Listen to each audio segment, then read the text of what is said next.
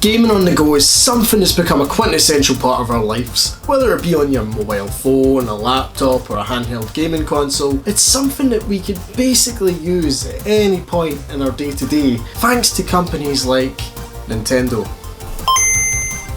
While it is true that Nintendo won the handheld Game of Thrones throughout the 90s and early 2000s, we shouldn't forget that Nintendo's Grace Laboratory was never short of competition, but there's countless other consoles out there that lost valiantly in the race to become handheld king. So today we're having a look at 3 handheld consoles you've probably forgotten about, starting with something that can't decide if it's a knockoff Gameboy or a bendy bus. The Kwik Supervision, or the Watara Supervision as it was known overseas, is one of the earliest competitors to the Game Boy, first emerging on the market in 1992. Whilst giving the console a flexible waist was a pretty eccentric design choice, the rest of the console is pretty standard affair, with a 2-button layout and a monochrome screen that can be best enjoyed by sitting on the surface of the sun. This is because unlike modern devices, these dot matrix screens had no sort of backlighting on them whatsoever. There are probably 2 reasons why the Supervision failed to appeal to 90s gamers, with the screen quality being one of them. If you thought the Game Boy screen was hard to see, then the Supervision is that after 12 pints and a shot on a merry-go-round. It's essentially a blurry mess that fails to impress in any department. The second reason for the demise of this console was its uninspired library of games.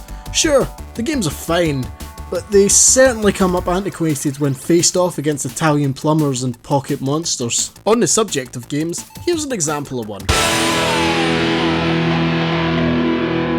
Challenger Tank.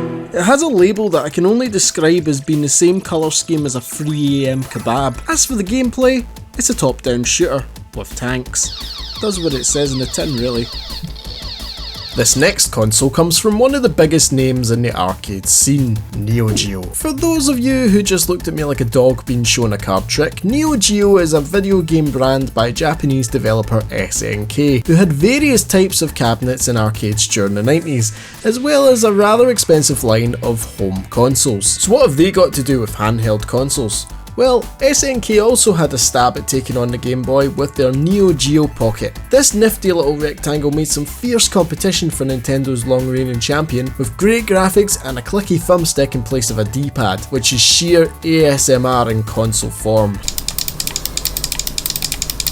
This particular model is the Neo Geo Pocket Color, a later version of the original console which gives things a lick of paint, so to speak. The console came in a variety of colours, with this blue one bearing the aesthetic of a pair of Action Man's cargo pants. As for the games, there's an impressive library of both SNK classics like Metal Slug, and even some familiar faces like Sonic the Hedgehog. There's definitely an air of quality about the Neo Geo Pocket, so why did it fail to grab some of the success from Nintendo? Well, it could be said to be bad timing, with a strange new monster catching phrase emerging on the Game Boy, which might have completely stole its limelight.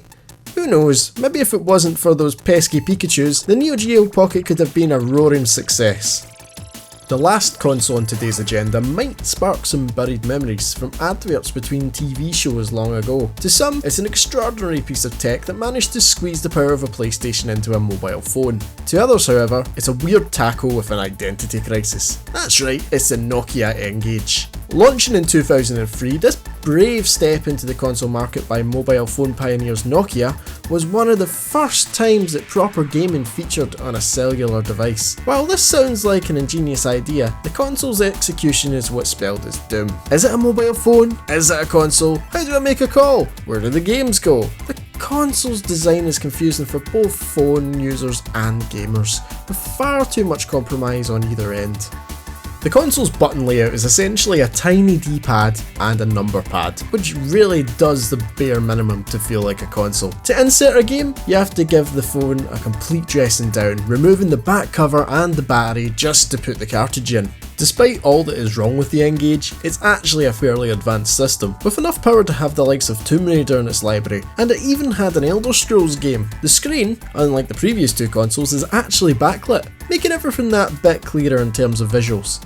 While the device itself was fairly impressive, its convoluted design and expensive price point meant that by the time the Game Boy Advance burst onto the scene, the N-Gage was irrelevant to anyone's needs. Even a revised model addressing all the previous issues couldn't unseal the N-Gage's fate. The consoles we looked at today might be old and obsolete, but you know what? They're an important part of video game history. So hopefully today's video inspired you to maybe have a shot at one of these consoles, or at least ignited some memories from your past. So thanks very much for watching the video, and if you need me, I'm going to be using this guy and probably burning my retinas.